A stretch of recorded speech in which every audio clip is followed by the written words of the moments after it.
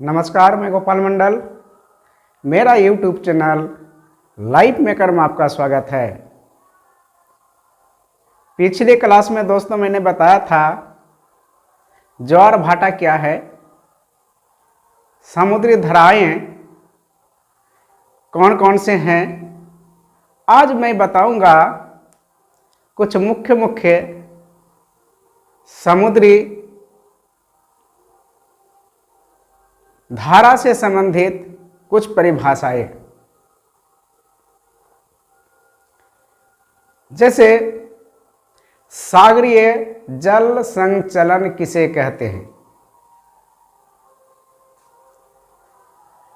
महासागरों के एक भाग से दूसरे भाग की ओर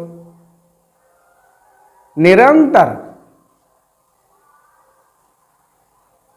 यानी विशेष दिशा में प्रवाह को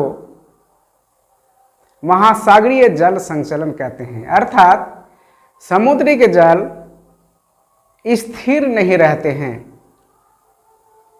यह हमेशा गति करते रहते हैं, हमेशा इसमें कुछ ना कुछ हलचल होते रहता है। तो सागरीय जल संचलन हम उसे कहेंगे जो महासागरों के एक भाग से दूसरे भाग की ओर निरंतर प्रवाह को हम महासागरीय जल संचलन कहते हैं। दूसरा देखते हैं दोस्तों, तरंग। महासागरों में तरंग वह है जो जल ऊपर और नीचे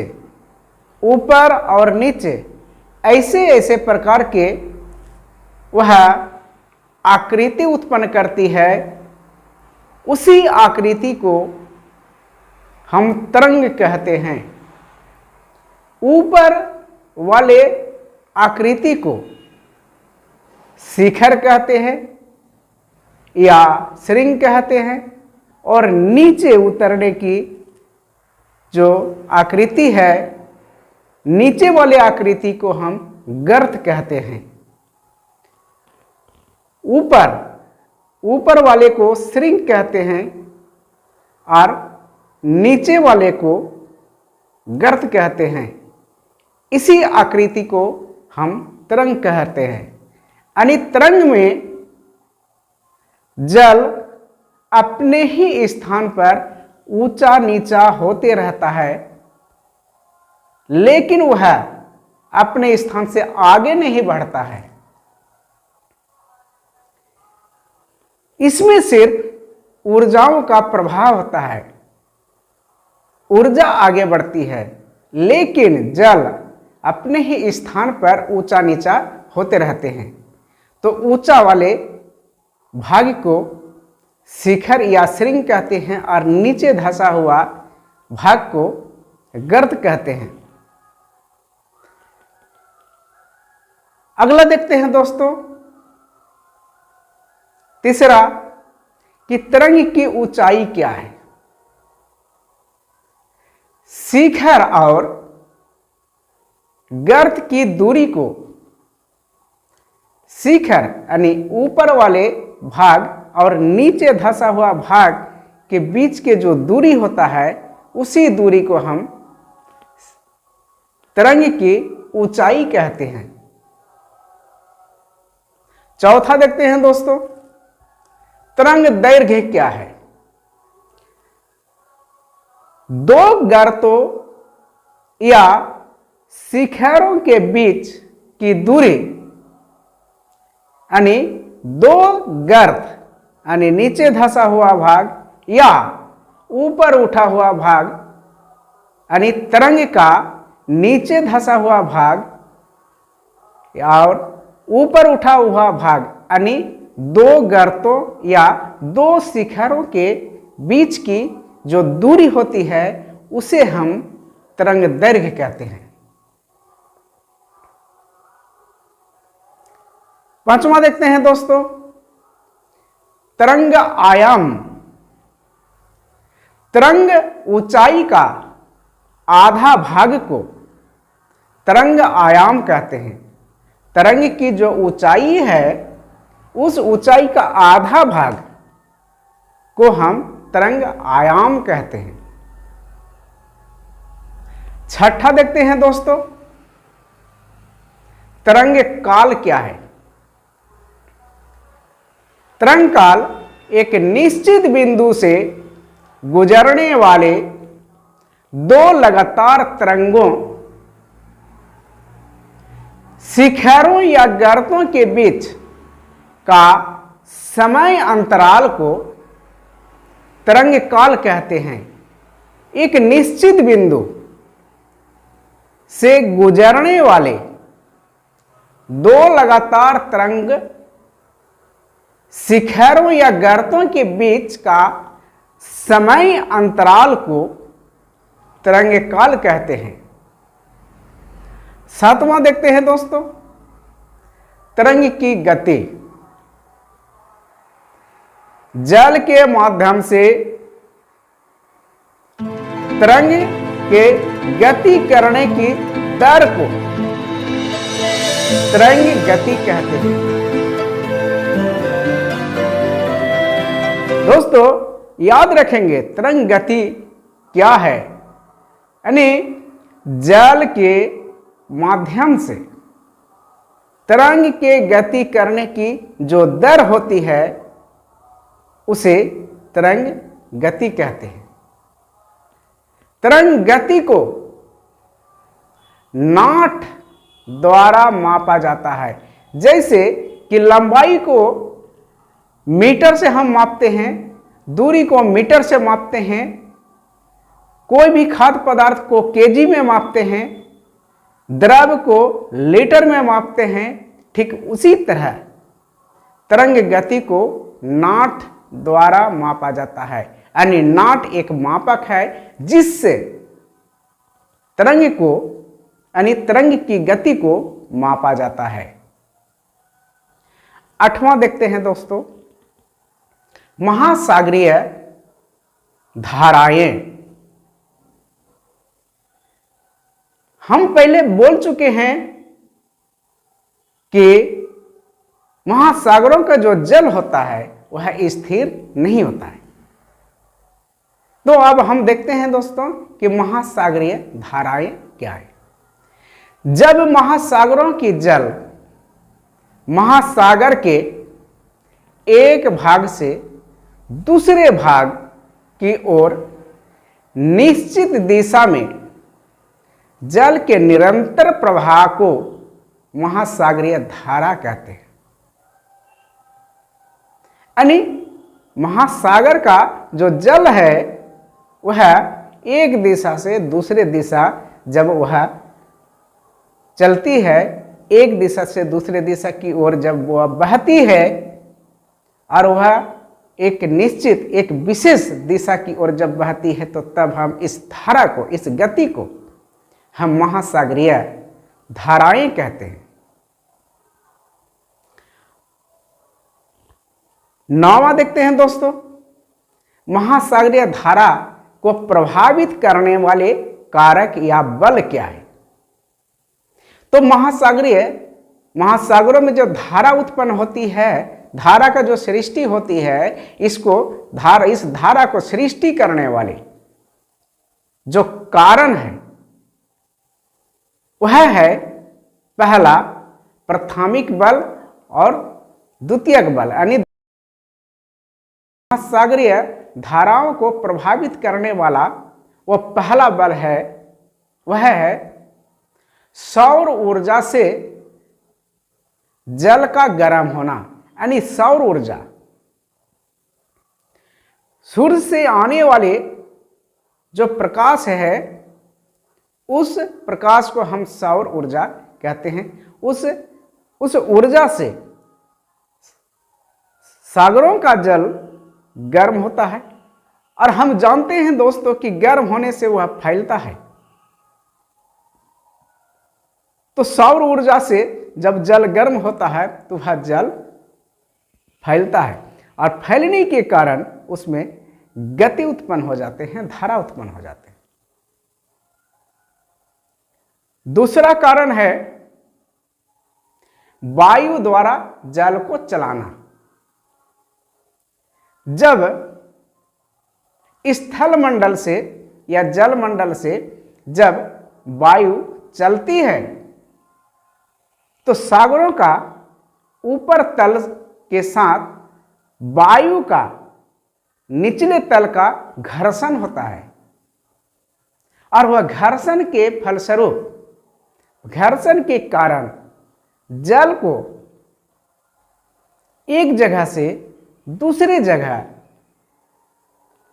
वह गतिमान कर देता है, वह बढ़ा देता है, हटा देता है। यानी वायु का जो स्तर है और जल का जो स्तर है, दोनों का बीच घर्षण होता है और घर्षण होने के कारण वह जल आगे बढ़ जाता है। इस तरह महासागरों में धारा सृष्टि हो जाती है, धारा का उत्पन्न हो जाता है।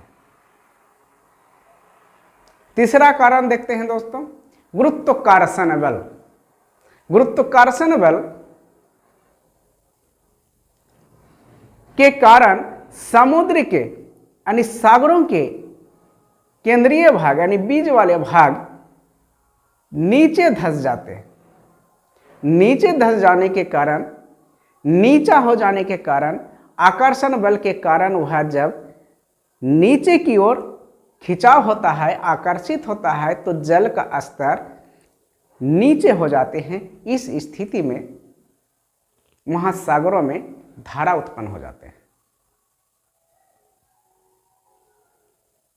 चौथा देखते हैं दोस्तों, कोरियोलिस बल। कोरियोलिस बल के कारण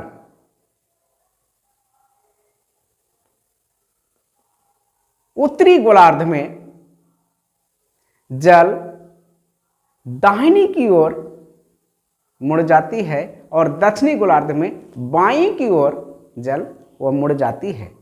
अर्थात कोरियोलिस बल के कारण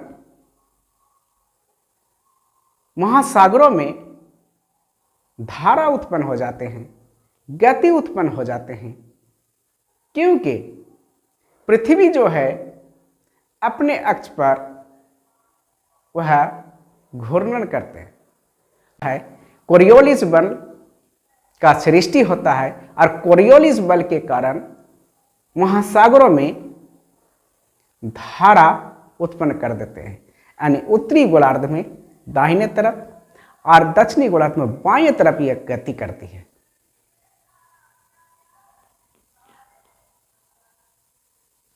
अगला देखते हैं दोस्तों,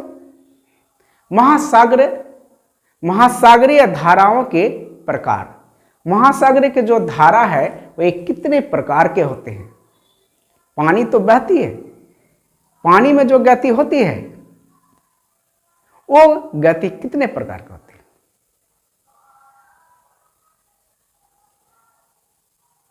पहला हम देखते हैं दोस्तों, गहराई के आधार पर। गहराई के आधार पर हम जब देखते हैं तो इसमें गति यानी धारा जो होता है दो प्रकार का होता है। पहला ऊपरी जलधारा। पहला जो है ऊपरी जलधारा।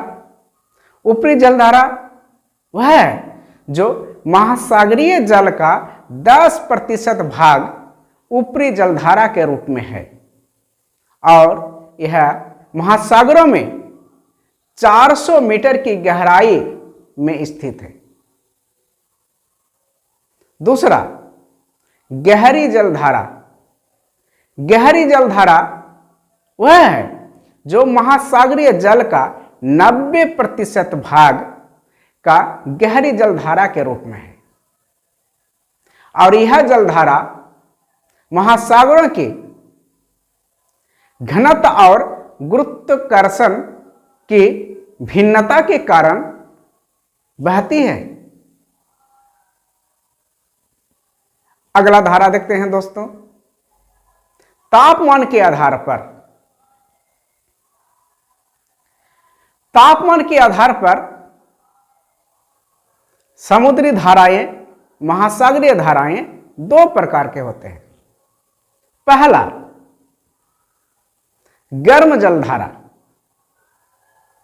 गर्म जलधारा वह है जो धाराएं गर्म क्षेत्र से ठंडे क्षेत्र की ओर बहती है, वैसे धारा को हम गर्म जलधारा कहते हैं। और यह गर्म जलधारा जो है वह भूमध्य रेखा से ध्रुव की ओर बहती है। यह जलधारा का जो प्रभाव होता है यह गर्म होता है, और ये जिस जिस क्षेत्र में ये बह के जाती है उस क्षेत्र को वह गर्म कर देती है।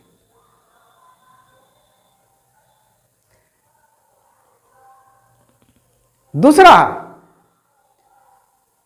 ठंडा जलधारा। ठंडा जलधारा वह जलधारा है जो जलधाराएं ठंडे क्षेत्र से गर्म क्षेत्र की ओर बहती है। ऐसे धाराओं को हम ठंडा जलधारा कहते हैं। और ये ध्रुव से भूमध्य रेखा की ओर बहती है,